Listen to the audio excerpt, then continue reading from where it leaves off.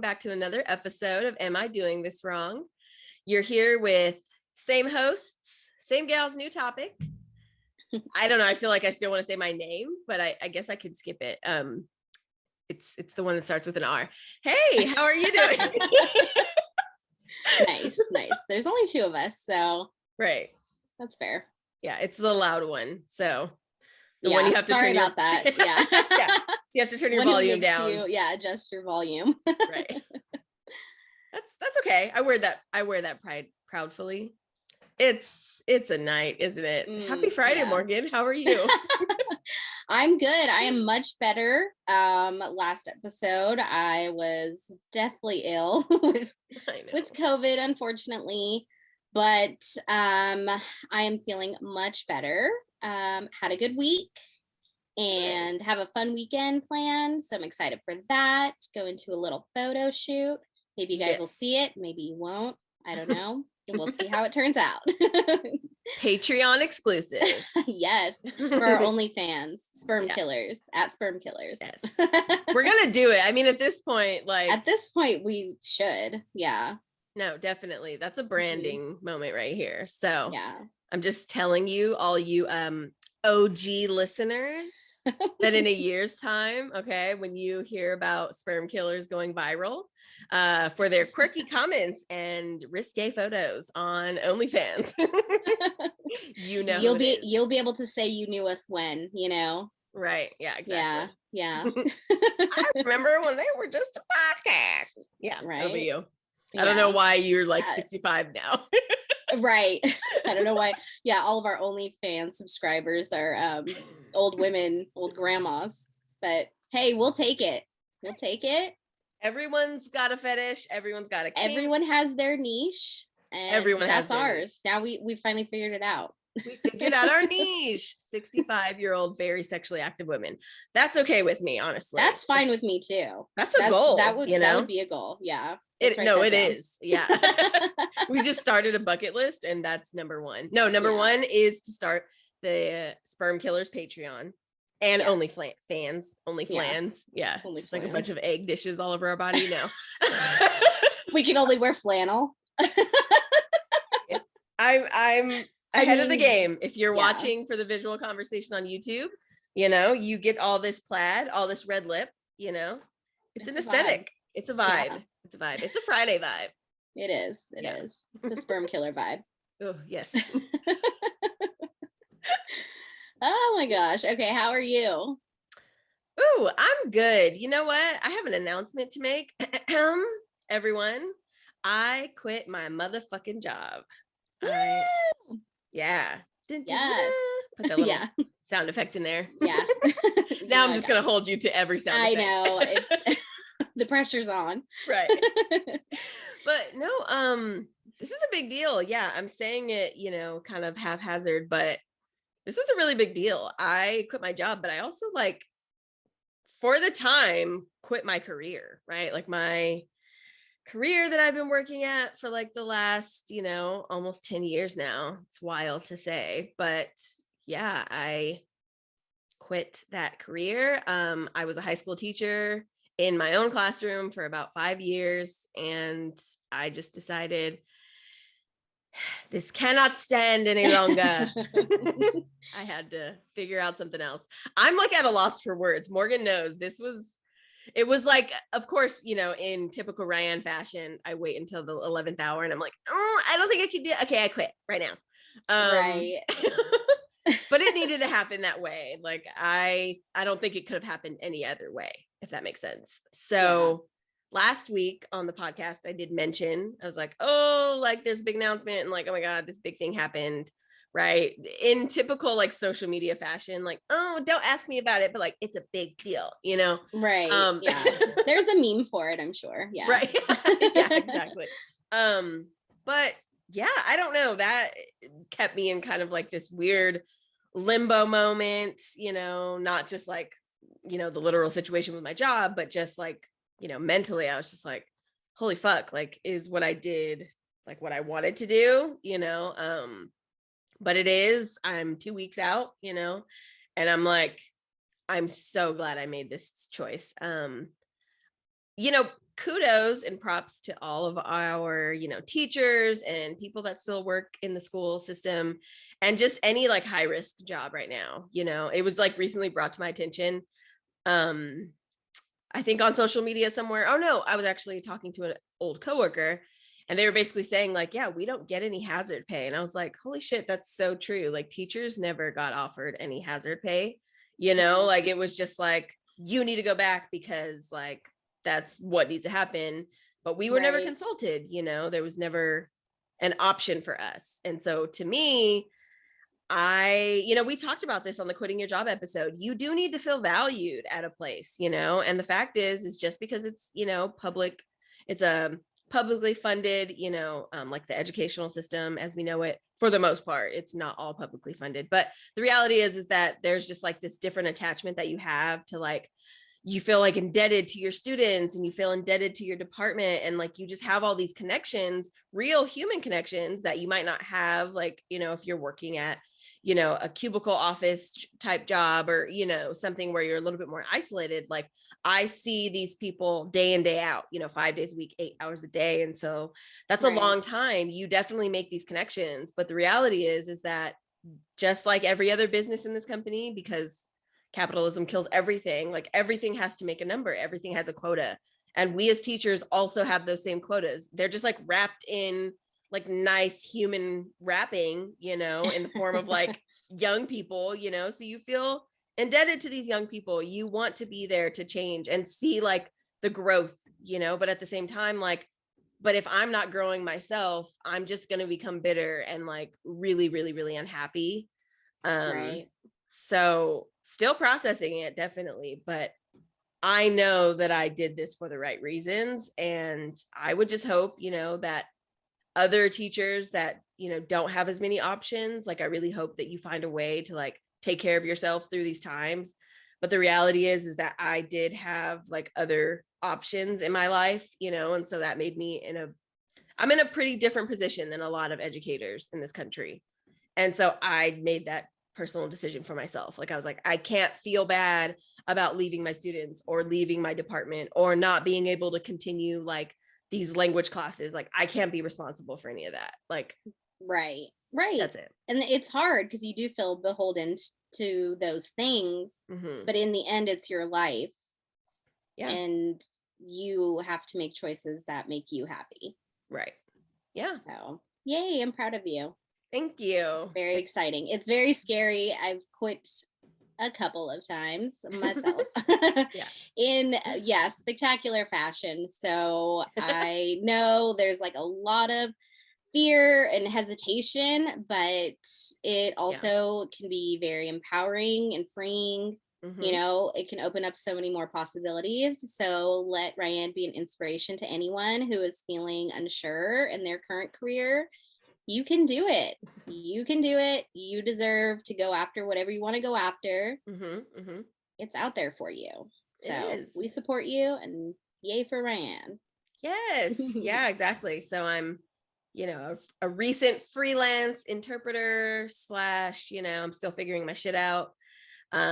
But now we all right, exactly. We're all / figuring our shit out. That's that goes without saying. That's true. But I'm gonna say it because it's a lot more when you're just out here and like you're waking up in the mornings. I mean, luckily I still have jobs in the morning that wake me up, but the reality is figuring out your schedule as a freelancer in this space.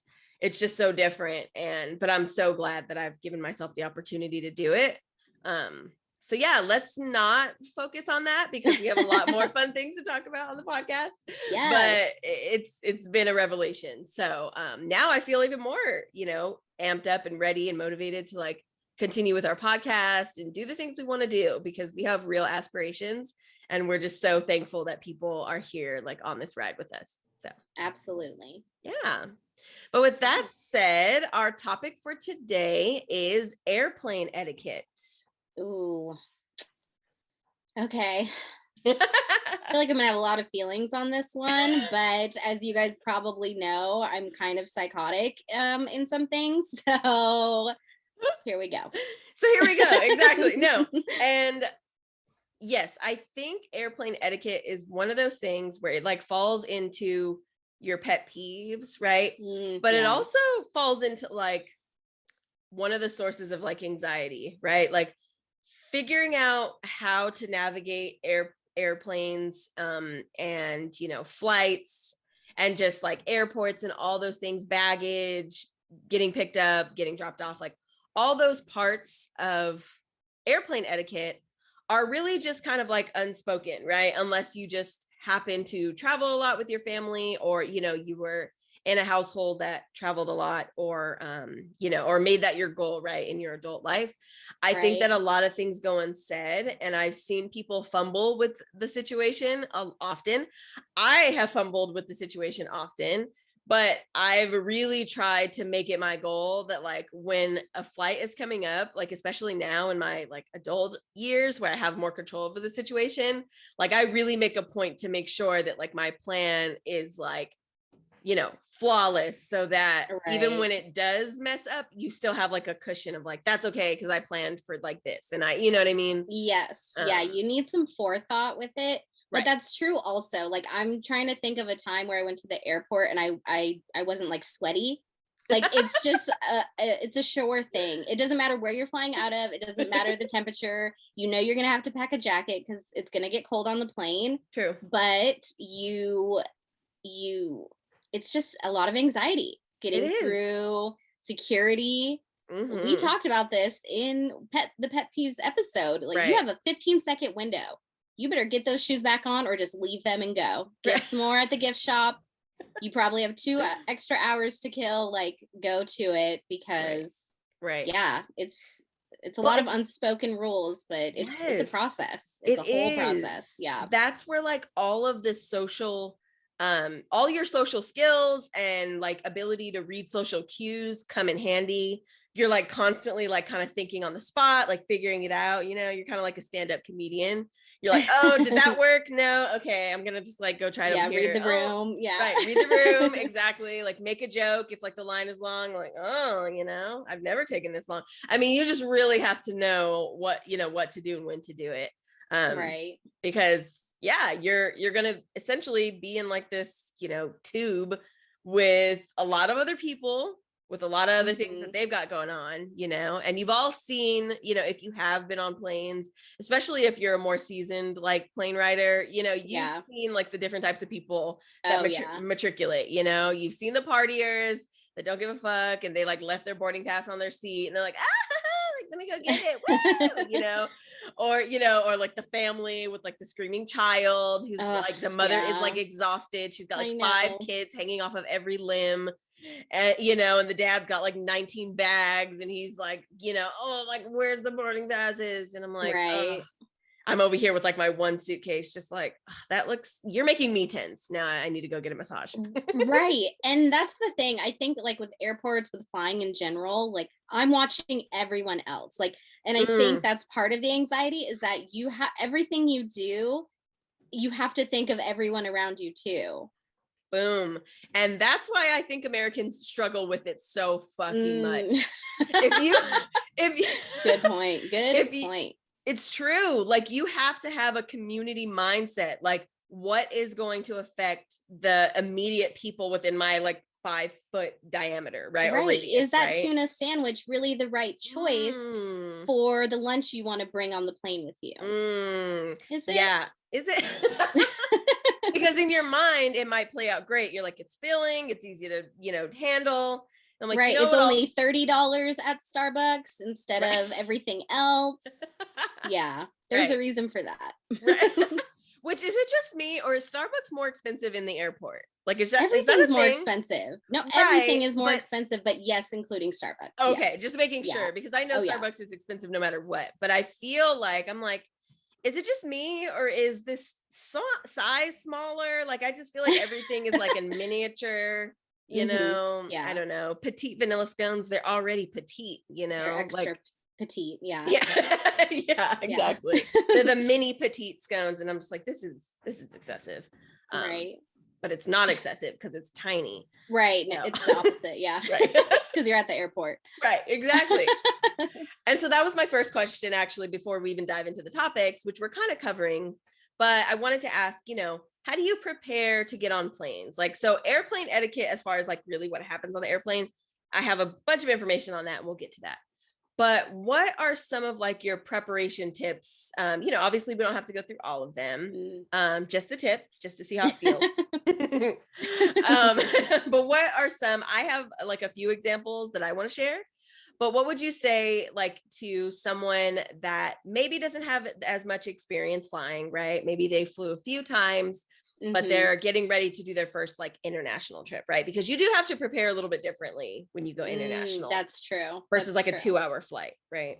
Right. So what do you think? What are some tips? And just to set the record, Morgan is a pretty seasoned flyer. She's been to quite a bit of companies. Those two. That too. Did you hear about me quitting my job so much? Yeah. Companies and countries. Yeah, she's been all over. She's tri-coastal. No, just kidding. But anyways, that's why I want to ask Morgan her tips, because no, we are not experts or doctors or anything of that sort, but we do have, some tips on things that we've done more. Oh yeah. So I travel pretty light. Okay. My last trip to Europe, I just took a carry-on. So I can keep it real simple. My carry-on, I take a small backpack. I have designated pockets for everything. Okay. Organization. No jewelry. I don't wear any jewelry going through security. That's just a holdup. I mean, not even change. If you're taking a trip to a different country, you're probably going through everything. It's not just your normal purse that you're bringing. So you probably don't have to dig through and make sure that you've cleaned up everything. You don't have like a pair of nail clippers at the bottom that you threw in there that's going to get you pulled to the side. So you probably pre-planned for that. Hopefully. Hopefully, yes. If not, here's the tip. Here it is. Here it comes. No, that was it. So what else? Take a reusable water bottle, but pour it out. You can refill your water for free at the airport, but do not take liquids through the line. Come on, people. That's just basics, That's probably my main ones. Yeah, definitely. Sensible shoes. Yes, sensible shoes. Make sure they're easy to take off and put on, right? No, like lace up boots, your like lace up combat boots, unless this is another tip for packing light. If you have like a thick pair of boots that you really need because maybe you're going somewhere that's like cold or something like that, wear those so that you can pack a little bit lighter. Exactly. You know what I mean? Yeah. I took boots on my last trip, but they zip on the sides. So they're lace up, but they do have a zip. So they are easy to get off and on. I did wear my coat. I wore a scarf. But of course, get everything off at TSA as quick as possible and then grab your shit and go once you're through the line. But yes, that was definitely helpful as far as, because I did travel to Europe in December. So it was cold. So I did need to have those items with me, but I was still able to do everything with just the carry-on in my my backpack. Nice. Yeah, that's perfect. And that's a great one. I would also say, make sure that you have a very clear plan of how to get to the airport.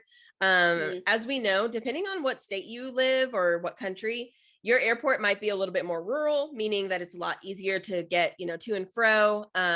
You might not need to like actually plan like a few hours around it.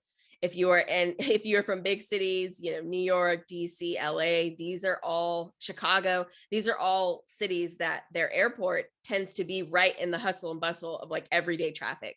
And so, to get to LAX, you literally have to pass like the Staples Center and, like the LACMA and everyone else that's like going on a, hike at, Runyon Canyon or whatever. So just make sure that whatever direction you're coming from, you allot as much time as possible. I cannot stress that enough. That's a big stressor for me. People who don't go to the airport in a, with a couple hours to spare. Ooh, yeah. And No. it depends. If you know the airport, fine. Like our hometown is close to a small airport that is really not that busy. So I'd Right. probably get there an hour early without any stress. True. But we also live near LA, and Ryan's near DC now, and Right. these are much, much busier airports. Yes. And it's a lot. It's a lot. Yes. There's a lot going on. There's traffic. You never know if you need to be in a different space. Like it's something to prepare for. Like Right. definitely an early shower upper. Yeah. I don't know. Yeah, she comes early is what she's saying. But no, that's so true. And also too, don't underestimate the fact that other people, this might be their first time traveling. So if you've ever been in like the line, whether it's the TSA line or even just to check in, maybe your check-in number is not working, your reservation number isn't working on the kiosks. And so you have to get in line. It happens all the time. Or you have to check a bag. You never know who's going to be in front of you. I have, it's just like driving on the freeway, right? Like you could be in front of someone that has no idea where they're going, right? And they have a California license plate and you're like, have you ever driven in California? Like, why don't you know what you're doing? But they don't. And it's a rental. Right. Exactly right. No, seriously. And I'm like, where's the enterprise sticker? Because you fucking suck at this. But same thing, people could have multiple bags in front of you, and so again, planning time isn't just because you know what you're doing. It's also because you just don't know what's going to be going on at the airport. And so I've definitely seen people like getting really frustrated in line, like, oh, I've only got like 35 minutes. And I'm like, bro, that means you have like no minutes, because you should have 35 minutes by the time you get to your seat and use the bathroom. You know what I mean? Like, yes. Yeah. And there are things that are out of your control. Right. I went to an airport once and all of their systems were down. They were doing everything by paper. And I had to run to my gate. Oh my God. And I was the last one. I barely made it. And I was in France, which I can't speak French. I'm not very well at all. And so I was just like, oh, I'm so sorry, and it was just a whole mess, but I did make it. But man, awesome. That was a hustle. Yeah. I mean, that says more about our public educational system than anything. She took many years of French. So I did. It's embarrassing. Anywho, yes, I agree. Yeah, just make sure you're giving yourself time, because even if you get there and things happen, you still have that buffer of, well, at least I have enough time to do what I need to do. So that's always good. But also now with like apps and being able to save like your booking information and boarding information like on your Apple wallet, or whatever they have for those other types of phones that nobody cares about. It's made this process a lot quicker, if that makes sense. True. So yeah. So my first topic with airplane etiquette is basically, what is airplane etiquette, right? Like we all like etiquette in general has really changed like over the years, like what etiquette means, versus like, way back when they were talking about like, make sure I don't know why it's always British. British people say etiquette, right? Like, is it us saying etiquette?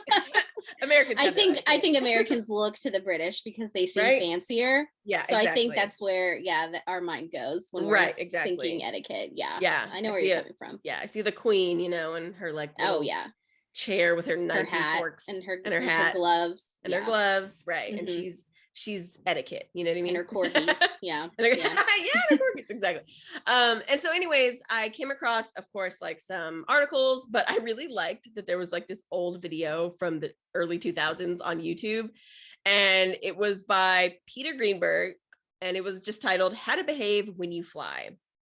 Now, this is like this middle-aged white dude, and I was just like looking at his picture, and I was just thinking like, what could he possibly have to say like in the early thousands? You know what I mean? Because in reality, like flying, as far as like in younger generations, that's like a newer concept, right? Like in like the 60s, 50s, were like earlier times of flying, like it was really only for like the elite, right? Like people that could actually it was like a whole to do if event. You got on exactly. It was not like, wear your leggings and your Nikes and no, it was like a 3-piece suit, right? And everyone had their cigarettes and Cosmos on.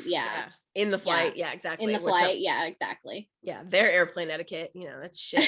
But but anyway, so the video just seemed very outdated, which is why I wanted to watch it anyway. Okay. And so number one was listen to your flight attendants. Okay. They're in charge. Yeah. You better listen to your flight attendant. No, right. Kick your ass off that plane. Yeah. Quite literally. Mm-hmm. And that's super true. Like there's things just like in any job. This is why I always go back to the idea that like, if you have not worked a customer service job, like I just genuinely don't think I can like you as a person. I'm sorry. There's just going to be things about your personality that like, you just clearly don't understand the way the world actually operates. Right. Like, it's not like the CEO 500 Fortune 500 company guys, like, yeah, just like airplane etiquette. No, airplane etiquette is set by the flight attendants that are serving you the entire time. They're like, I am the giver of cookies. So you will listen to everything that I have to say. Right. Also, I do this like 10 times a day. So like, if you just sit the fuck down and shut up, that'd be great. Yes, that would be super. And I'm like, yeah, you know what I mean? It's like a dom sub relationship. I'm like, yes, of course. Yes. That's a good way of putting it. That's a great analogy. It's true. You better listen, you know, not kidding. Number 2 is don't stink up the cabin. So, although again, this is how you know it's outdated. It was like any foods that are especially pungent, also ethnic foods. They just like said ethnic foods. Oh. And like, again, don't love that. I understand what they're saying because ethnic foods are like properly seasoned, if that's what you're saying. But I do understand like strong smells, right? But that could be, like we said, that could be as simple as like tuna fish. And that's like the most white American thing I've ever heard of. So tuna sandwiches are exponentially worse than like curry. Actually, I don't know. They might both be the worst on a plane. Don't bring a curry. Don't bring a curry. No curry, no tuna sandwiches, and anything in between. And anything in between, I would right? Say, yeah. Yeah. Even just get like some petite scones, like we said. Yeah, some mini petite vanilla bean scones. Some teeny tiny scones. Yeah, that's all you can bring. Yeah, exactly. Like seriously though, keep it simple. Morgan knows about like, I seriously have PTSD. This guy sitting next to me, I don't remember where I was coming from, but he had Qdoba, and I've never had Qdoba, and I don't think I ever will in my lifetime. He just like ruined it for me.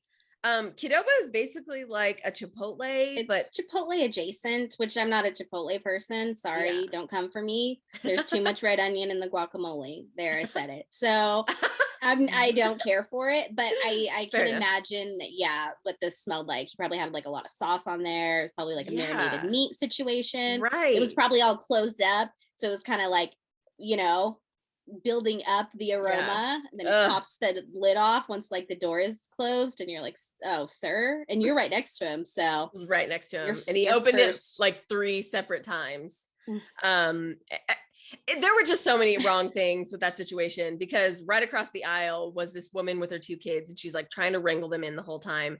And I find out 5 minutes before the flight ends, he's like, he turns to her and is like, sighs really loudly. He's like, I'll take the kids to the bathroom. And I was like, I'm sorry, what, Qdoba man? Not only are you ruining my flight, but you have your wife and children across the aisle who are just like flailing and like really trying to like figure out how to like get through this flight. And you're over here this whole time, like eating stinky ass food, like, you know, just loving life, just not like, caring it. Not a care in the world. Not a care in the world. Yeah. And not a care in sight. And it was just incredibly frustrating. And all the while his kids are like, you know, just having a ball, and his mom is like exhausted. You know what? Again, it is my place to judge because I'm sitting next to you. I was gonna say, I feel like it's right. You have more room to judge on an airplane. Yeah. It's the ultimate social. It's the ultimate social experience. Yeah. Oh yeah. You know? I get to know you. That's not necessarily your fault. They make those like seats.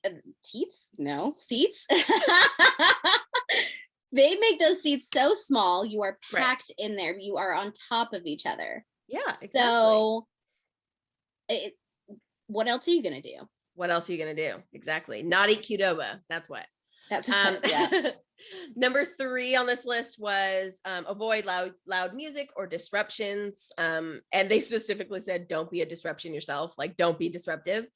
And And last but not least, don't be a chatterbox, which could also go with number 3. But these are just like, honestly, like rules for life. Like these are just like rules for like the break room. Like I said, if you've never worked a customer service job, if you've never had to be in the break room with other people, you know, you really get to see people's personalities, right? Like, oh yeah, what did you bring for lunch, right? Like, what's the situation?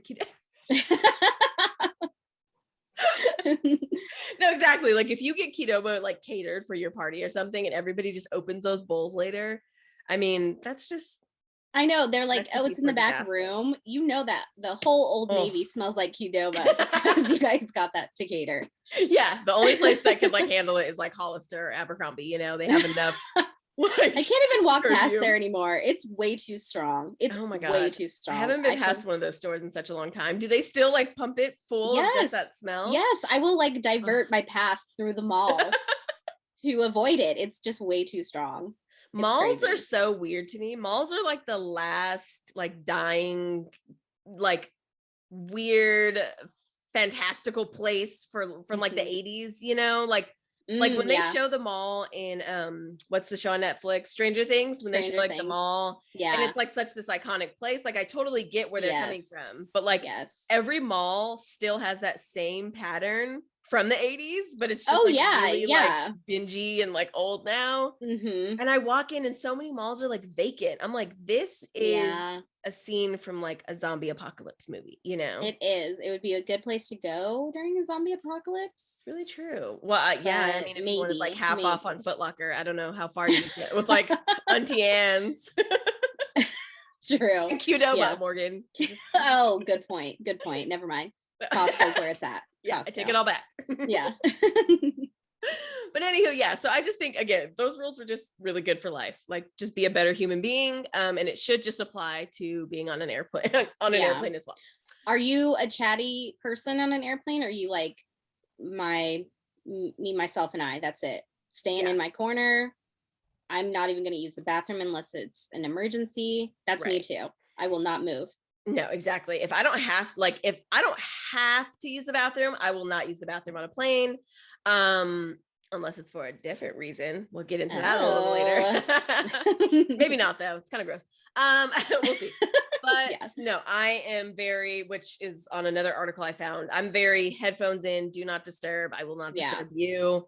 I've had a few people like strike up conversations before I could get my headphones in. And it just frustrated me because I'm just like twiddling my thumbs with like my headphones in my hands. Like, when is this person going to shut the fuck up? Because I don't care where you're going after you land in LAX. Like it doesn't matter to me. Yeah. Read the room. Yeah. Yeah. Right. Although I did have a very pleasant conversation one time with an older man from Wyoming. Okay. Very nice. I forget his name, but I was just having like a bad day already. And so I was really in my head. And so we started talking, and he lived in different places in California that I had lived. And so we actually had things in common. Okay.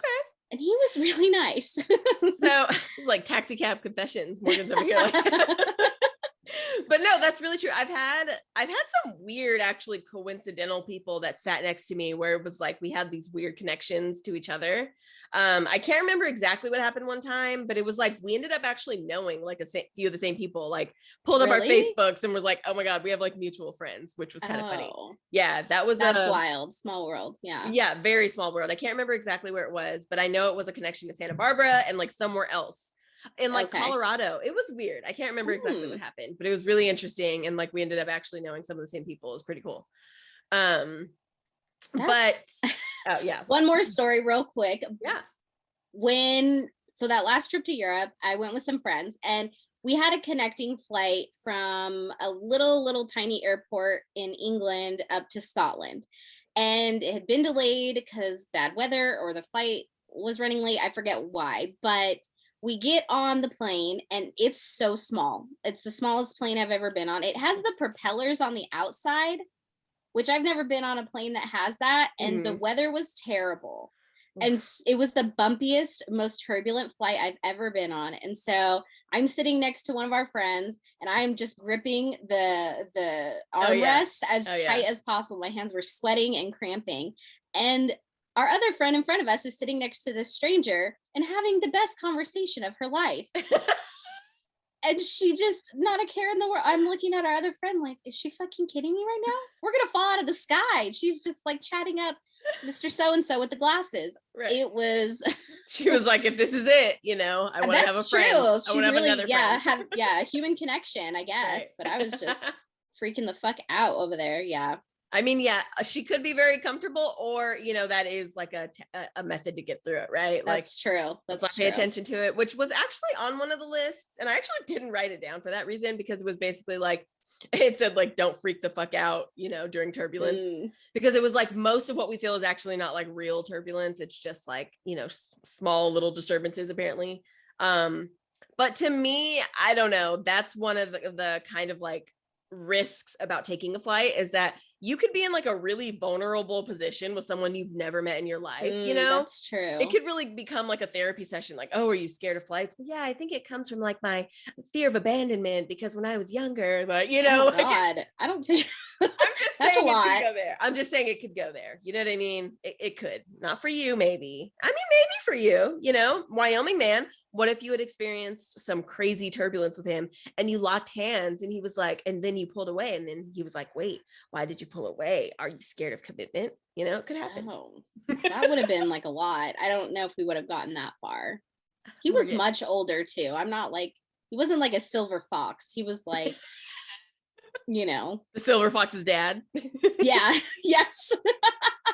Well, maybe you would have not, maybe you yourself wouldn't have had that situation, but I've heard some very personal conversations happening on flights, like with people that just met. That's true. I think there's a movie about this. I don't know if it's a great movie, but there is a movie where like they're experiencing turbulence and they're afraid the flight's gonna go down, and the girl ends up confessing basically everything in her life, and then the guy turns out to be the new boss at her company. Oh, that's hilarious. I forget the name. You guys can look it up. I forget who's in it. I'm so sorry, but I know that's a movie I've seen. Yeah. Nice. But yeah, no, I'm just saying it could very quickly become a very intimate, vulnerable situation. That's true. And yeah, I've heard people get into deep conversations. One of my sisters is like a chatterbox on flights, and it's really annoying because then she tries to pull you in. She's like, hey, like, don't you like da-da-da? And I'm like, yeah, I do a lot of things, like, like, can we say which sister? Or I think I know which one. Which one? You guess. We call her out. Yeah. Lauren? Is it Lauren? Oh, no, actually. Really? No. Is it Carice? Yeah, of course. Oh. Yeah. Oh, yeah. She's a chatty Cathy everywhere. She's like, oh, yeah, I met so-and-so at, Ralph's. I'm like, what are you doing at Ralph's? God, that's funny. Yeah. Really? So, okay. Mm-hmm. Okay. Oh, yeah, totally. But yeah, she's just curious about what's going on with people. No, she is like, again, it comes from a good place, and people are very receptive. I'm just thinking about it now. I think in reality, a lot of people actually want to talk on planes. I think it's just a lot more forced and awkward because you don't know if you'll end up having something to talk about. Also, it's hard to like exit those conversations. Like, how do you awkwardly open up your book while that person is still sitting there? Yeah. I don't know. For me, I've literally said before, because, I'm a fucking weirdo and like, I love the awkward. I'm like, okay, I'm going to read my book now. And I could tell he was like, not happy about it. He was kind of just like, but I'm just like, I don't want to talk to you, Thankfully it wasn't. Oh, no, go ahead. Oh, I was just going to say, thankfully it wasn't Qdoba guy. Cause I would have been like, you fucking stink. Like, I'm going to read my book. Close your lunch. Yeah. Yeah, exactly. No, I think that's fair too. Like, if they aren't picking up your vibe of don't talk to me, what are you gonna do? This is like a 5-hour flight. What are you gonna do? You have to make a choice. Yes. And you chose to shut it down. And I think that's okay. I think that's totally fine. Yeah. That's my own Qdoba guy is lucky you didn't yell at him, because I feel like there are people who would be like, excuse me, that smells bad. And you're not being thoughtful of the other people on the plane. If I were a flight attendant, I'd probably say something like that. Oh my God. That's the thing. Like, I just wonder, because they have to deal with so much shit. And like you said, it's not like a quick transaction. Literally, like, I heard this story. I don't know if anyone listened to last podcast on the left. I don't know if you listened to it. Have you heard them? Oh, I've heard of it funny. though. Yeah. Yeah. They're really funny. But there was this man on a plane who could not wipe his own ass. I'm sorry. The flight attendants had to help. I believe he was a What? large man and he could not wipe his Oh. own ass. And it took a turn. These guys are comedians, so of course it took a turn, and like he's telling them deeper, and it just kind of took like a weird sexual tone. But yes, that was a real story. No. Yeah. Okay. I don't love that for anyone. I don't even love that for Mm-mm. him. Like, sir, if this is the only action you're getting, like, I'm really sorry, but also, like, you can pay people for this, and they're not the ones that are paid. Okay. Right. Yeah, there's a lot of people, fetishes and all. You can find anything you want. Okay. The web is for everyone. Yes.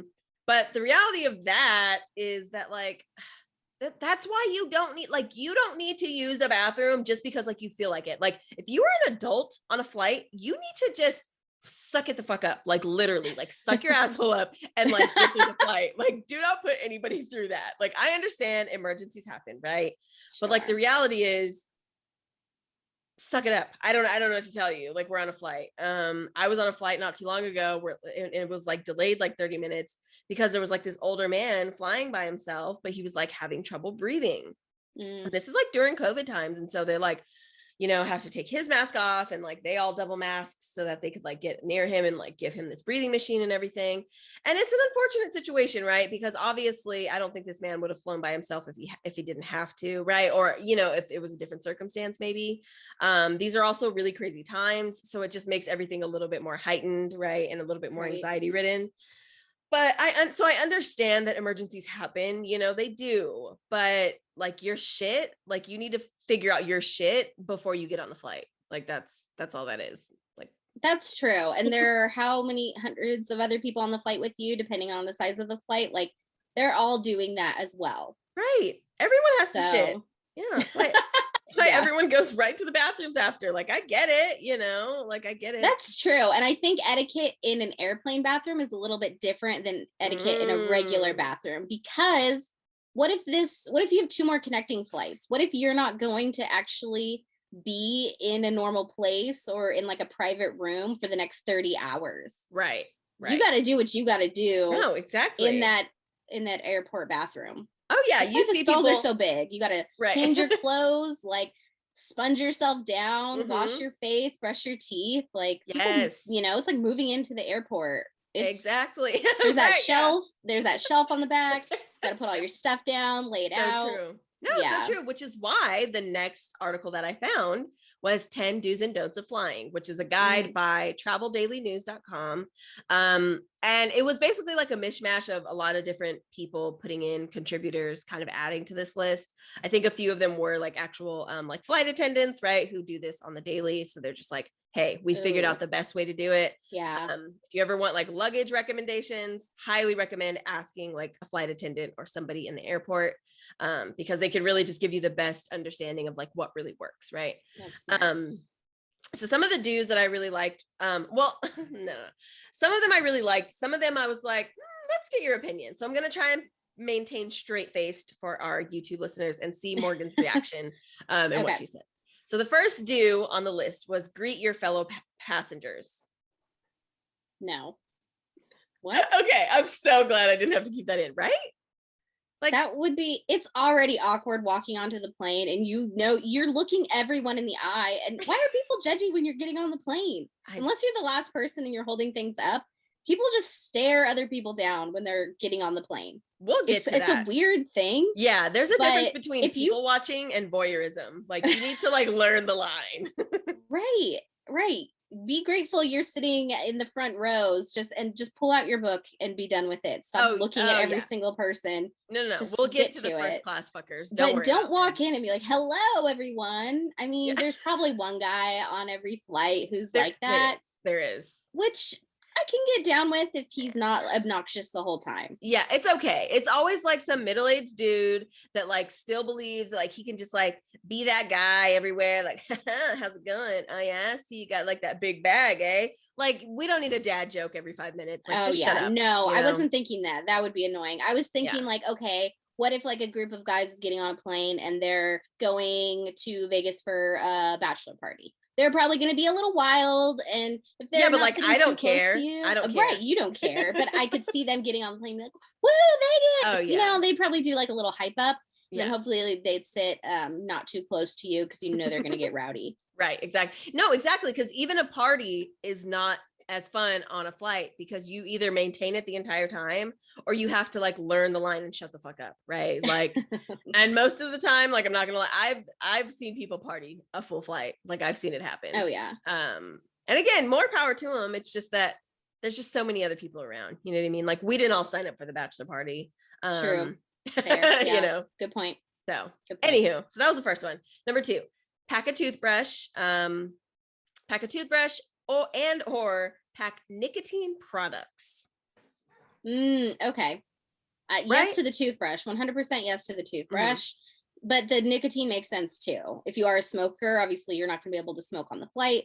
So that would definitely be helpful. Yeah. Right. Which I thought about. Yeah. Don't be like, you know, kind of what I was thinking is like, don't be like the cold turkey asshole, right? Like if you smoke cigarettes and you know that you're like, you usually smoke them pretty often, right? Chain smoker kind of situation, bring something with you that will kind of like bring that restlessness down, right? Because you don't have anywhere to go. Like, sorry, this is in the 50s. We don't smoke anymore. Right. And then you're going to be that person like moving around in their seat every 5 seconds. Right. Sitting next to someone who's just trying to get through the flight. Right. So I would say bring a pack of gum anyway. Regardless if you're a smoker or not. I definitely buy a pack of gum every time I'm at the airport if I don't have anything. Yes, right, exactly. Another do was consider passengers traveling together, which, what do you think? Oh, yeah. I mean, that guy should have said something like, hey, that's my family over there. I should probably sit closer to them because my wife has 2 small children that she's trying to wrangle in while I enjoy my lunch. So, yeah. And it wasn't lunch. It was Qdoba. Yeah. I've definitely been moved because so families can sit together, which is a little bit annoying as like the single traveler who booked the window seat specifically, who is now getting moved because the family needs to sit together because they have a baby, which fine, but I do understand it, right? But I wasn't happy, exactly. And that's the thing. I'll do it, not be happy about it, but I do understand when you're a single passenger because it's like you're just kind of at the behest of everyone. Like, oh, can you go move to like the bottom right middle seat? And it's like, do you want to move over there? Like, no. Okay, got it. But flights are expensive. I totally understand if you have to buy economy and just kind of be in with everyone else. Right. Yeah. You get what you get. Right. Which is why I actually do prefer traveling alone because it's kind of hard to travel with multiple people. Coordinating, not to say like, especially if you're going on like a trip together or something, super fun. Right. But I do like to just kind of be on my own timeline. You know, it's nice to just be able to do whatever you want. 2 people is okay. I think, you know, 2 people's okay. But when it gets to like 3, 4, 5, it's just a lot of waiting, a lot of like shuffling for other people to pass you. You know, it just kind of gets like a little too dicey, if you know what I mean. Right. Yeah. Yeah. Some of the don'ts that they had on this list were don't overpack your luggage. And their kind of like helpful tip was if you can't lift it, if it's too heavy, don't bring it, right? Like if you can't lift it yourself, you should probably maybe lighten the load because you're basically banking on someone else being there that's stronger than you and nicer than you and more considerate than you to put it up in a bin and, you know, figure it out for you. I have seen this go like, you know, haywire real quick, or like somebody doesn't want to give it up and they're like, and the flight attendant's like, no, you have to check this. Like, it's not going to work. You know, I've seen that happen multiple times. And it's like, the carry-on size is a carry-on size for a reason. If you pack it so that it has a carry-on size and a half, it's not going to fit as a carry-on anymore. So that's true. You know, that's true. And if there are times where I can check a bag and not have a carry-on, just have like my purse, I will do that. Because I'm short and it is difficult for me to lift my carry-on into the overhead bins. But when I do bring one, I usually just look at people and they kind of see the situation. Yeah. And they just help me with my bag, which is very nice. I have yet to have a situation where someone's told me no or been like, figure it out yourself, asshole. Like, so I appreciate people's kindness in that way. Right. So I am one of those people who does need a little bit of help, but it's not because I overpacked. Because I'm 5 foot tall. Yeah, So. exactly. And that's the thing. Like there's always a plethora of men that would like to prove to you, like, oh, don't worry. And again, a lot of times Oh it comes from yeah, a I'm good like, place. oh, damsel in distress over here, please help me. And then I'm like, okay, headphones in, goodbye. Yeah. Right. Yeah. Until we have to get off the flight. And then, but there are those people who jump out of their seat the second the flight lands, and you're like, come on, bro. But those people will start pulling people's shit out of the thing. That's and I'm true. like, can you grab the one of it's got the red tag on it? Yeah. Thank you. Yes. That's so true. We'll get to those fucking people. Yeah, you're one of those. Keep listening, please. I've got a word for you. But the next one is don't drink too much. So, the bridesmaid scene comes to mind, right? Oh. Where she's like all loopy. And again, it maybe one drink can kind of help you kind of ease the anxiety, the stress. But the reality is that you're going to like come down from that, like mid-flight, maybe a little tired, have to pee more, meaning more disruptions for others. I've definitely seen like pretty tipsy to drunk people on flights, just kind of getting on their like neighbors' nerves, talking a little bit too much, trying to strike up conversations, feeling awkward about that, and then trying to like clean it up. And it's just like, prepare yourself. If you're hungover, take a Tylenol, go to sleep, save everybody the drama, but be careful, limit yourself depending on how long the flight is. And flying is dehydrating. I get super dehydrated. So I drink a lot of water when I'm on a flight. Right. Same. So alcohol definitely doesn't help with that too. Right. Exactly. Last but not least, I mean, there were more on this list, but last one that I really liked is keep your legs closed. Which do they mean don't join the Mile High Club, or do they mean like cross your legs the whole time? Oh, you know what? Okay, something just popped in. So I was sitting next to a very tall man one time. Okay. And he had not very tall, tall enough, but he had his leg, like one leg was like up towards the window and one leg was like kicked out to the side, and I'm in the middle seat. And there is another person on this side of me. So he is just taking up all the room. So if that's what we're talking about, then yes shut your legs. Right. We're talking about all of them. We're going back to the virginity episode. No, but no, exactly. A lesson for all of us in multiple aspects of our lives. Hindsight is always 2020. I'll say that. But no, being respectful and mindful that nobody has that much space. Yeah. Like I said, I'd get to those first class fuckers. If you have enough money to, pay for first class, and you're just like looking at people while they like, load up, and you're just like, why are all these people like messing up my experience? Hey, asshole, we didn't choose the order that we went on the plane, like I wish I could have went in before you. Trust me, I don't want to see your face either. You know what I mean? Right. I want to give dirty looks to everyone going to coach in economy. Right. I want to be where you are. Don't look at me like that. No. I'm one of the people. I don't want to be up in first class. In reality, the only reason I say that, not only because I want the space. I don't want to give dirty looks. I mean, kind of. Sometimes I want to give dirty looks. Let's be real. But like, I mean, I give dirty looks about shit, but it's that's true. I'll give dirty looks to from people economy. On my level. It's to other, it's to other economy people. We have an understanding. It's to Qdoba guy. Right. Yeah, it's exactly Qdoba guy. Right. Yeah. Qdoba guy, you were not in first class. You did not have like the rank to be pulling out Qdoba. You know what I mean? But no, totally understand that one. Just being mindful of your space. And we understand everyone is not the same size, so as much as you can like help to kind of lighten the load on other people, it helps. But the reality is that it is a small space. They pack us in there like sardines, and it's only a matter of time before something kind of like, bothers another person. But as you can, avoid that as much as possible. That's all you can really do. Yeah. So I do have unwritten rules by Thrillist.com, or I'm sorry, Thrillist.com. I just want to say Thrillist because I think that sounds better. But Thrillist.com is the unwritten rules, and it's by their travel page.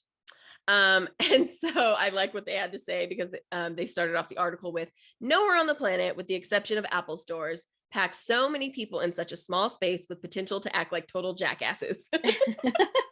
Which is so true. It can really just go haywire very quickly.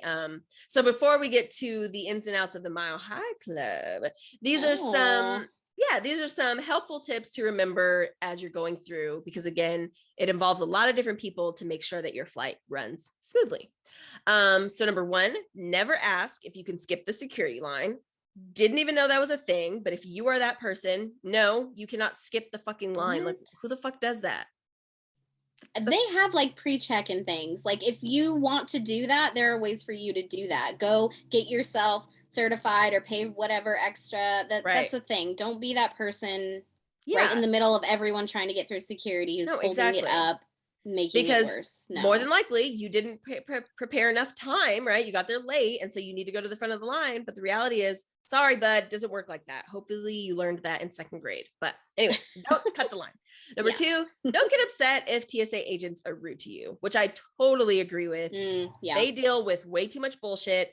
And honestly, they are pretty much rude and blunt most of the time, but they need to be. Like, you need to like Yeah. set the precedent. You know, this is like the same thing I told my students when we had a substitute teacher. They were like, she was really strict. Like, I didn't like her. And I was like, I'd rather her be really strict and rude and you not mess with her at all than them just be like kind of lax and like, oh, it's okay. And then you like run all over them. You know what I mean? Yeah. TSA is like a seriously structured process. Like, I don't have time for your bullshit, Kathy. You know, get in line, take your shoes off, take your kids' shoes off, you know.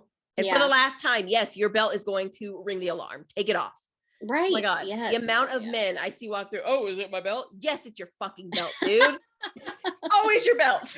They know exactly what to ask about when the beeper goes off, or the beeper, the alarm. No, exactly. Oh my God. Like, oh, is it my Swiss Army knife? Yep, that too.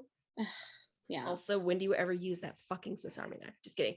Why are you bringing it on a plane? Here we are. You know. Okay. All right. What's next? Yeah. Don't cause a traffic jam at security check, which goes with number two kind of as well. Don't ask a stranger to watch your stuff. That's so funny because they say that over the intercom all the fucking time. And I never understand because I'm like, who's leaving their stuff? But apparently that's a really popular thing for people to do.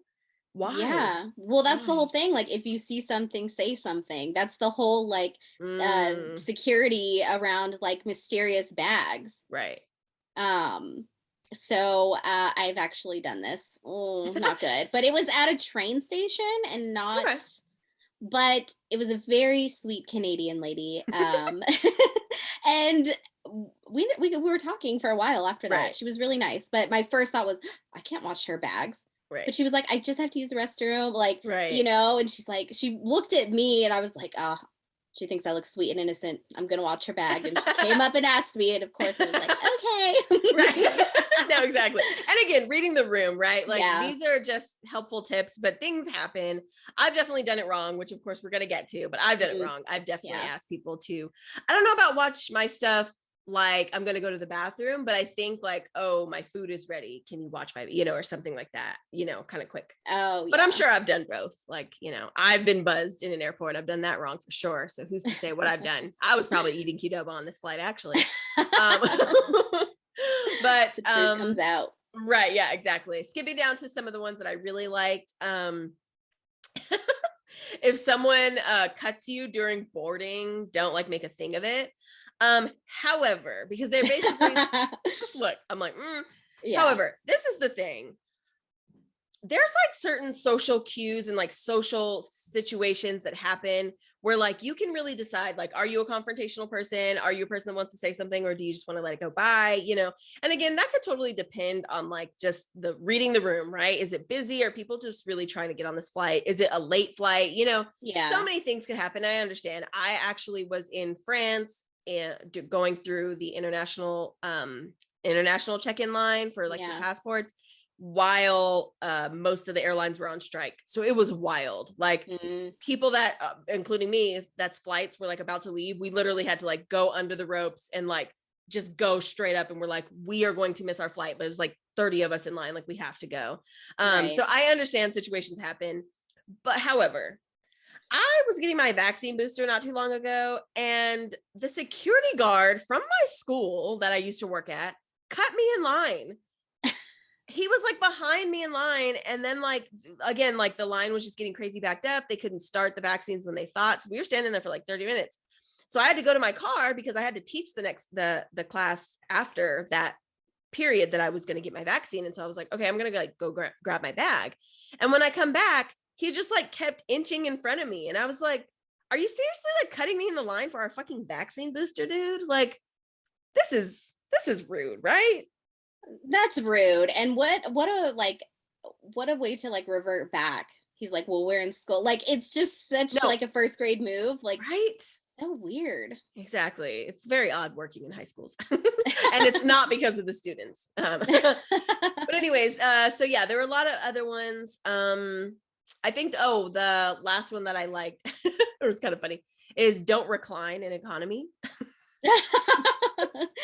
I think that's fair. Yeah. Like, don't put your hair over the seat. You're just way too packed in. Like, yeah, don't do that. Yeah. Right. No. Yeah, unfortunately, you reclining really doesn't just make that much difference. I do understand if it's an international flight, like you got to do what you got to do, but those flights are really different. People get up a lot more. People are like hanging out in the halls. They are a little more comfortable. Right. Sometimes. I've been more comfortable. Yeah. Right. But I have one more to add if we have any more to go over. Yes. No, that was the last one before we get to the Mile High Club. Well, I'll make it quick. So if there are open seats on the flight, like a lot of open seats, mm-hmm. do not fill a row and sit next to a stranger. This still bothers me. Okay, this happened to me, and there were probably 10 people on the whole flight. That's and annoying. So I got in row, I think it was a D, and it's a 3-seater row. Mm-hmm. And this girl comes up and they're like, oh, go ahead and spread out. It's not a full flight. You guys can sit wherever. Mm-hmm. And the girl's like, oh, let's sit here. And her boyfriend's like, oh, no, we can like go back a few rows. And she's like, I like to be towards the front.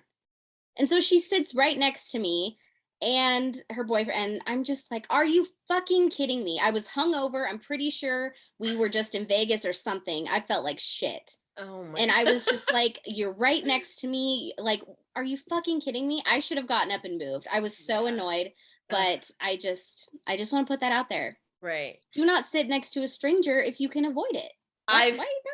Right. Why would you do that? I've seen that happen. Actually, it didn't happen to me, but it happened to some other folks. They were just like already sat down and like, I guess just didn't want to get up. I don't know. It was weird. And everyone kind of glanced, like every time they went back to those seats, like they used the bathroom and went back to those seats, everyone was just kind of like, it's realize weird. You can sit anywhere else, right? Right. If you got on like a public bus, right, and every seat was open and there was one person on the bus, you would not go sit next to them. I've seen that happen. Weird. I've also seen that happen. And it is weird because it's just like, you obviously made a conscious choice to make this even more uncomfortable than it has to be, right? Right. Like public spaces, again, I love public transportation. I love those types of, amenities. I think they're great, but they only work if everyone agrees that we're all going to do this in the best way we can. You know what I mean? Yeah. And again, there's exceptions, right? Like if you go to New York, you know that the subways are just going to be, it's a crapshoot. Like whatever you get is whatever you get. People move furniture. That's fine. Yeah. If it's a full train, I lived in London. If you could make it over the yellow line before the doors closed, you fucking squished in there as best you could. I understand that. Yeah. But if there is space, I just think respect someone else's space. No, exactly. As much as possible. Space, as much as possible. Yeah. Let's carry that through COVID times. It doesn't just apply to now. Yeah, absolutely. But no, I think all of those are super valid. And the reality is that I think, and we'll get to that right before we close out, but doing it wrong means that you're not always going to get it right, but maybe the next time you can do a little bit better. Again, like there's certain things that are going to happen, situations like, when you're in economy, like that you just are closer, and the reality is that, we're going to accidentally touch elbows or bump knees or do all those things. But, the reality is just trying to avoid it as much as possible. But also trying not to stress yourself out too much because again, you have other things to worry about, right? Getting to where you're going on time, etc. So, and then honestly, after you make it to wherever you're going, that part really is a little bit less stressful because you're already there, right? So even if like there was stuff about baggage claim, but I'm like, honestly, all those things are irrelevant. You already made it. You made it through the flight. You've done the TSA. You've done all those things. Like take your time, do not stand up when the plane stops. I don't understand. Like this will probably be, I don't know how we didn't mention this on the pet peeves episode, or did we? I don't think not this. We talked about people taking forever at security, but we did not talk about people standing up the second the plane touches the ground. They just start unbuckling and they're ready to like jump out the door. I don't know why people do that. Yeah. I'm like, they won't let us off until they let us off. And I get it. When you have a connecting flight in a half an hour, I get that stress. I know, but they can't let you out any sooner than, you know. And that's gotta be like the most, like the dumbest use of your time is to stand there. Like I've seen people get jerked around because the flight hasn't even stopped yet. And they for some reason think that like they're going to be the first one. You're not going to be, you're in row 32F. You're not going to be the first one off this flight. Like I hate to break it to you, Chad, but like you like breaking open like the overhead compartment and just being like ready. You're not getting past him. And you see that grandpa up there? He's about to take like 30 minutes. So you might as well just sit down. Like, take a seat. That has to be the biggest pet peeve because I do like, that's the thing. If you're a people watcher, which a lot of people are, a lot of people just don't mention or like talk about it. I'm a people watcher. So I just look at all these people like stressing themselves out even more. And I'm like, we just went through all of this together. Like, couldn't you just give us the courtesy of just like sitting down? Nobody wants to stare at your ass for 15 minutes. Yeah, that's true. Or like the stress of like getting off, because you know when people start moving, it's like you better go. And so like if you don't have your shit ready, or like if your bag gets caught in the armrest, it's like you're gonna be skipped over. You better get back in that seat because Chad is gonna mow you down on his way out of, you know, fucking 32F. Like, so funny story, when that older guy that I mentioned had to get like the face mask, he had to get like the oxygen and everything. They obviously took him out first and they announced it. And I will never forget that this older Black woman and probably like her grandchild, she grabbed his arm and they left the plane right after this dude was getting wheeled out. Like she followed the EMTs out of the plane.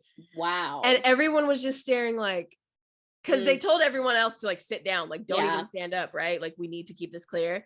Yeah. And she followed them out. Like that's like when people pull over for like, you know, police or emergencies like on the highway. Right. And there's just one person like, you know, 60 feet behind them, just like, I'm just gonna ride this out, you know, just like, cruising through. Yeah. Right. And it was just the most, it was kind of iconic in reality. You know what I mean? Kind of brilliant. Right. Yeah, exactly. But it's also, that's a choice you have to make, right? Like, you have to commit. Right. Tunnel vision. Like you can't look at all the snarls and like hyenas like ready to fucking attack you because you get to get out first. You know, all the first class people are like clutching their pearls. Yes. You know, so it was iconic, but I was just like, damn, that's just like looking past all of the social awkwardness, which I don't think I can't look past it. I revel in it, but I can't look past it. But maybe she had a connecting flight. Like those things just, I mean, no, probably not. But like, I'm sorry. Sometimes when I see Black people like this, like I feel like I know their whole life story. And I was just like, I know your son is just like picking you up and you're like, we got to be there first. You know, like, I don't know. I just feel like I knew her whole life story. So, you know, you can trust me. Okay. I do. Oh my gosh. So leading into our last fun topic, because airplane etiquette, you know, again, if you haven't learned enough from this really insightful and informative podcast, maybe you just want to hear a little bit more about sex.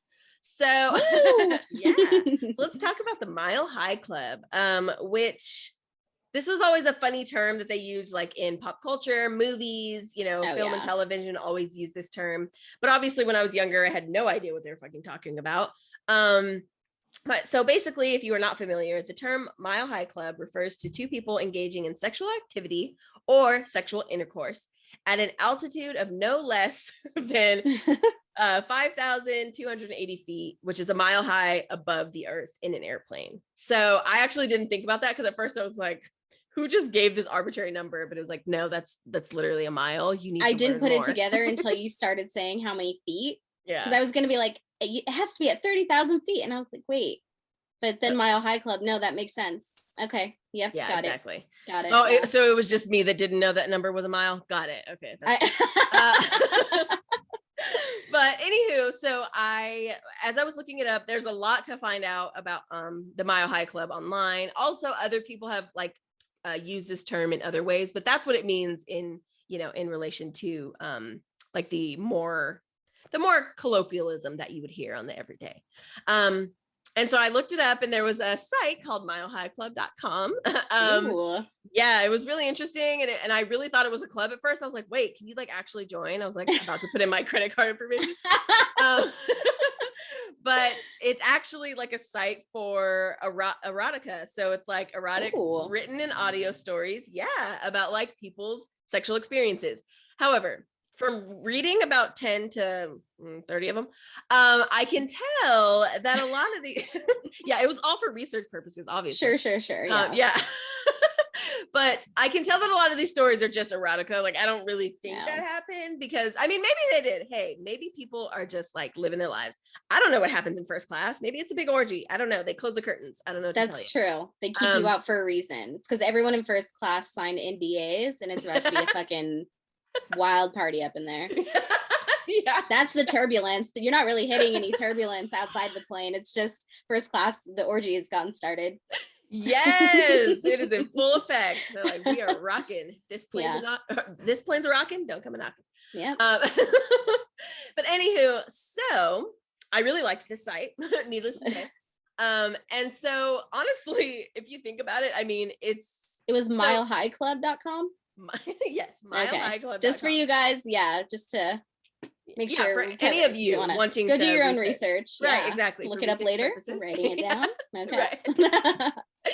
But as interesting and like intriguing as it sounds, right, this is one of those kind of situations where it definitely is played up more in fantasy rather than in real life, because in real life it might not be that sexy. And so this is kind of like the exact opposite of everything you should do. Taking your shoes off, being too close to people, rubbing knees and other things. All the things, right? Getting up too much. All the things that are kind of annoying to deal with someone that's sitting next to you. Closing your legs. It's exactly. Not following any of the rules. Yeah. Eating Qdoba. Yeah. All right. You'll have bad breath, so that's for sure. For sure. But you'll have your nicotine gum, so hey, there you go. Exactly. To finish it all off. Right. Yeah. Cherry on the ice cream. But a disclaimer was on this site, so I thought I'd give it here. These were obviously really explicit stories, so perfect for this podcast, but just to let you know, they did have a disclaimer. And so one other thing that it said before I get to some of the juicy stories was that veteran pilots believe it must be done while in control of the actual plane. So the Mile High Club is not just for anyone on the plane having sex. For veterans, like, so people that have been doing it since the 50s, I guess, the 90-year-olds now, they think it must be done while in control of the plane. So it's only for pilots, and they're fucking while they're flying a plane? I'm just the messenger. Yeah. How? That's what it seems. How? Well, let's get to it. So this is an interesting one, because there is like real autopilot that does exist, right? Like, and so that's one thing, but there are other pilots of the plane. So like, this is a situation. It could be like an orgy. Can't really tell. You be the judge. So the first story is about a married couple, and they were on a flight to Frankfurt, and the wife's husband was the pilot, or one of the pilots. And so he took the first shift while she laid the kids down so that they would sleep for the rest of the flight. She went into the crew rest, the second shift, and fucked her husband. So he was flying the plane, but during their sexual intercourse, he was in the crew rest area. So okay, if this is erotica, I don't want to hear about having to put the kids down for a nap before like so you some get to of them the juicy stuff. No, there were only some that this one seemed a little bit more realistic. Like something that could happen. No. Oh my God. Morgan's like, I don't want no fucking kids in my erotica. All right. Yeah. Agree. No. I mean, for many reasons, that's fair. But so that was story number one. Seemed a little bit more realistic. I wanted to start with something that maybe we could actually believe would happen. No, most of the stories were just full out soft porn. So story number two was a boyfriend and girlfriend. They were on a flight from London to Oslo, and they sat in the very last row, so all the way back in economy. And after the food was served, meaning that like the flight attendants were at the front, because if you know anything about flying, usually when they pass out food or drinks, they stay at the front and then they make their way all the way back to collect all of the trash. So you have like a 20-minute window. And so after the food was served, and this was a lot longer flight, so food was served, meaning you probably had a little bit longer as well. Um, so what happens was after the food was served in the very last aisle, the boyfriend went into the bathroom, left it unlocked. The girlfriend followed, and he said that right when she came in, grabbed his crotch. They went at it. She did mention that it was, or I'm sorry, he did mention that it was doggy style. And as though they thought it was going to be like a quick occurrence, or, like a really quick, like in and out situation, but he said they ended up staying in there for about 20 to 25 minutes. And as they went out of the bathroom, he said they fist bumped as they made it to their seat. But what I really liked is that there was a PS at the very end, and it was, "We fucked on the train home too." Good for them. That sounds right? fun. But there's going to be someone standing outside the bathroom. You just know it, Like, so they got lucky that there was no one waiting, or maybe they didn't include that. But I always feel like there's someone standing waiting to use the restroom. I know, someone that's like literally listening in too. That's the thing. Some of the stories definitely like mention that people were watching or like listening in. Like one of the stories ended with, when he walked out of the bathroom, he went to sit down, and like his like neighbor on the other side like kind of like gave him like a smirk of like approval, like definitely knew what you guys just did type situation. But a lot of them were just really detailed about like what happened in the bathroom. A lot of them were more like oral situations where they gave each other oral or something like that. Not gonna lie, there were some stories about like actually doing it like in their seats, but I find that impossible. I'm sorry, I don't know what flight you're on. Like a hand job, like when they like, it's like, if it's like a red eye flight, right, and they turn out the lights at a certain point, you could probably do some hand stuff in the seat for sure. But I feel like there's a lot of logistics to figure out. Like, no, exactly, so small. Yeah, you have less room than like a car. You know what I mean? Like, if you've ever tried to have sex in a car, or successfully had sex in a car, you know that it's pretty tough. Like your limbs, all of a sudden, you're just like, Gumby in there. It's like it's gonna fit everything everywhere. It's a mess. But no, I really liked those stories. There was also one about a girl. It was her first flight ever. She was really nervous. She had a drink at the airport, and then she had a drink on the flight as well. She ended up getting into a conversation with a guy, and he was basically like telling her about the Mile High Club to get her mind off of the situation at hand. Apparently it worked, because she was like, "I've never felt better during a flight." And so that was a kind of like a really cute story. But I do think it's interesting because a lot of these, like some of the stories, people knew each other, like obviously boyfriend, girlfriend, married couple. But a lot of them were genuinely about people that had met, which seems a little bit more like Mile High Club, because a lot of the people that were together, they were like, we kind of planned it, right? So Mile High Club, it seems like you would get your badge of honor by being spontaneous, being like, "Oh my God, like, am I going to do this with this random?" Which obviously me and Morgan are smiling from ear to ear. I know. I'm like, that's hot. That's hot. Yeah. Right. Yeah. I don't know how I would ever come about it. I mean, not gonna lie, it would be a no-brainer. Like, it would literally have to have no thought involved. Like, it would just have to happen. Because I don't think I could plan it. I think I'd get way too in my head and be like, "Oh, like, this is weird. I can't, right. Feel like I'm in like 007 or something, trying to like roll back to my seat. I don't know. It would just be right. But what do you think, Morgan? Any thoughts? I would do it. Would you do it? I would do it. I would do it. Yeah. Oh yeah. Yeah. I mean, just to see if it's possible. Right, exactly. Just the logistics. Like, does my foot, like, do you have to put one of your feet on the toilet? You know what I mean? Like, one of your like shoes have to be on the toilet so that you kind of have like a wide angle. He's in front of you. If you're doing it doggy style, are you leaning over the toilet, like hands against the wall behind you? Are you up against the counter? Well, you have a little bit more. It is a small counter, but you have a little more space from like where the mirror is. Like, it kind of goes in, like so it curves in. You lean forward. So if you lean forward, you have a little bit more space. You can't be against the door. You're going to be rattling the door the whole time. Oh, that's not good. Yeah, don't touch the door. Yeah, don't touch the door. Yeah, exactly. Yeah. So you really have to utilize your space in a very smart way, which it's possible. I mean, tell us if you've done it. Let us know. Yeah.